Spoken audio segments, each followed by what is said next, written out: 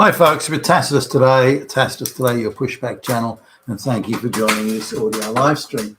In this essay, I'd like to talk about something that I didn't spot, and I'm sure many of us haven't spotted earlier, which is third world peasants coming from many thousands of miles away, whether it be to Europe or coming to the US or whatever it might be. Just how many their journey, the type of journey they had, whether they are genuine refugees or asylum seekers or just adventurers and people, seeking a first world country to loot. But what struck me was there's just one guy, I think he was from Bangladesh or somewhere like that, going to Western Europe, and he said, look, there are a lot of refugee camps around the place run by the United Nations, where you get free food and free medical care, free dental, and all that sort of thing, free accommodation, free clothes, free everything. And if you want to, you can go there. You can't improve your life, as in improve your sort of future prospects, but if you just want to sort of have somewhere to stay where everything's for free, you can do it in these United Nations camps, and the bar is very low. You don't have to prove that you're a refugee or a genuine asylum seeker. All you do is say that you are, and as far as they're concerned, you are. And they'll then market you to first world countries and say, well, Abdul is an asylum seeker. He's escaping persecution or war or this or that. Now, it doesn't matter if there is a war. They'll make something else up. He's escaping persecution because his family's this, or he's a homosexual or that, or he's offended the local warlord, or they can make anything up. It's an endless array of inventions they can put forward. But their job, the United Nations camp, is to market and sell Abdul to every first world country as an asylum seeker refugee, whether he is or not. No one cares. That's what they do. And so all that's taken care of for them. So these illiterate third world peasants couldn't possibly do this on their own. They're able to have all these first world support resources around them to help them get to a first world country so they can loot it, which is, of course, very much part of the global shtick, which is why President Trump needs to shut it down, not just in the United States but everywhere. America's in the past has been quite happy to use its economic clout to demand and get all sorts of behaviour changes from a whole range of countries. And I believe that the current administration of the United States should use that same clout that's been used for many decades to shut down this international people movement business. I mean, it's corrupt as fuck. But what got me was this one guy was again, I think he was from Bangladesh. One guy said, I was at the refugee camp and everything was fine, but everyone there kept telling me they'll get me into the West. They can get me there and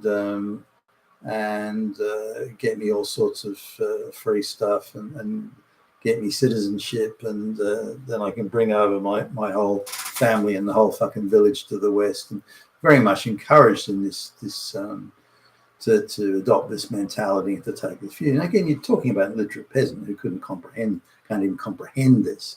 So he has to be radicalized and these ideas put into his head by first world activists working for the UN and on the UN payroll or the George Soros payroll or some NGO payroll. So then he decides to, well, not him, I mean, it's pretty much decided for him. He's probably only got an IQ of 70 or something. But he then goes from the refugee camp to the nearest country that is a bit more affluent and applies for refugee status there. And no, they don't give it to him. So the NGOs, the United Nations, then just move him to supplying all transport, clothing, food, everything. Then move him to the next country. So he applies there. No, that doesn't work out. So then again, the international people movement, CONGA LINE, moves into the next country and so on. So he goes through it. Now, he did make a point, this particular guy, saying, well, I'd rather go somewhere that at least speaks my language or something similar.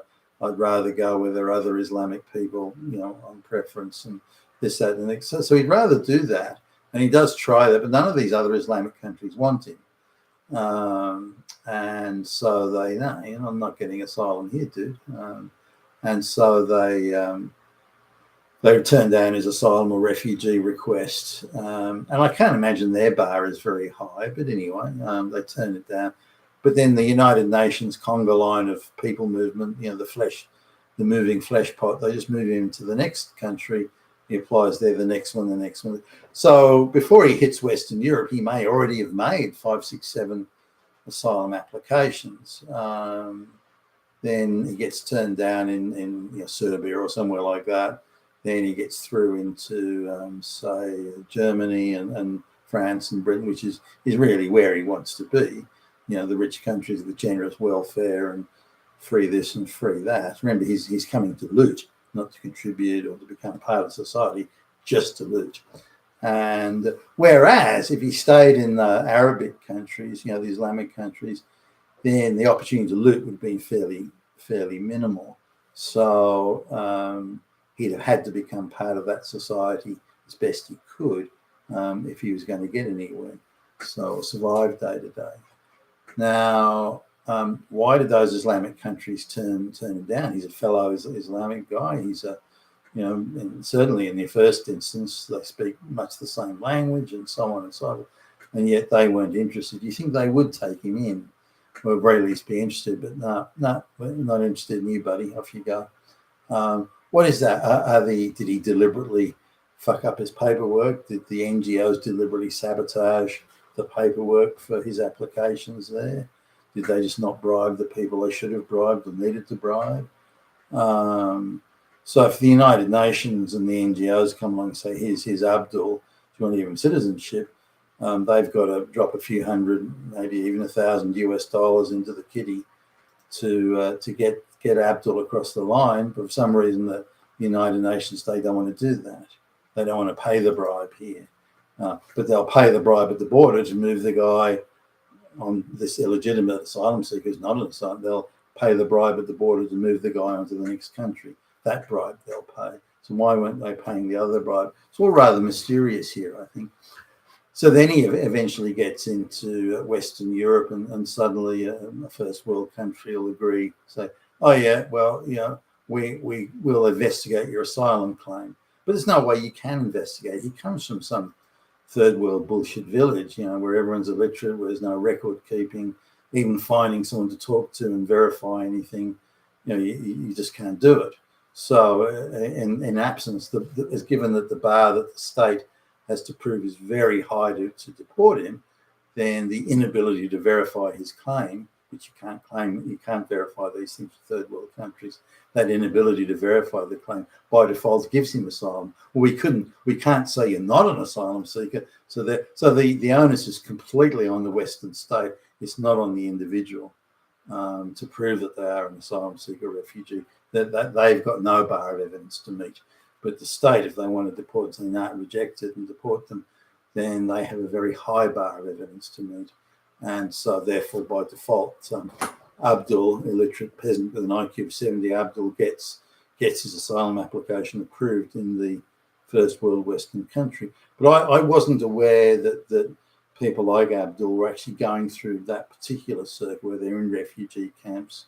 And then they were being radical. Well, that I knew, they were being radicalized to go to the West, but that they were getting, and they'd made several unsuccessful asylum claims from nearby or neighboring or countries with similar religions and customs and habits and so on. So that surprised me, that they were getting turned down in other Islamic places for asylum. That I wasn't aware of, but that there was a vast caravan of people movement, again, Soros funded, NGO funded, UN funded, to move these asylum, these illegitimate asylum seekers, to keep on just moving around the world until they can get asylum somewhere, and preferably in a first world country. Now, how many millions of these people that have moved around through that caravan system is up for grabs, but it is into the millions every year, and it's something that urgently needs to be shut down, whether it's in Africa or Asia or from any other third world shithole. You've been with Tassos today. Pushback Channel. Thank you for listening.